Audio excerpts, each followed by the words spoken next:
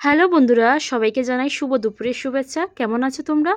আজকে আমি তোমাদের সাথে ইন্টারেস্টিং একটা বিষয় শেয়ার করতে যাচ্ছি। আচ্ছা, তোমরা তো সবাই জানো এখন গ্রীষ্মকাল চলতেছে, চারিদিকে গরম পড়তেছে প্রচুর।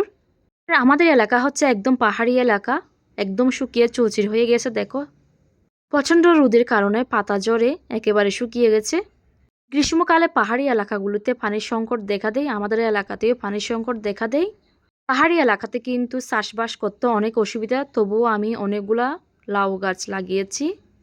এখান থেকে কিন্তু আমি কাল রাতে একবার শাক তুলে খেয়ে ফেলেছি, তারপর সার দিয়েছি যাতে আবার বড় হয় তাড়াতাড়ি। আমাদের এই বিশাল জলফাই গাছ থেকে প্রতিদিন এখানে প্রচুর পরিমাণ পাতা পড়ে, পরিষ্কার করা পরও দেখো পাতাতে ভরে গেছে একদম। আমি লাউয়ের পাশাপাশি এখানে কিন্তু পুঁই শাকও লাগিয়েছি।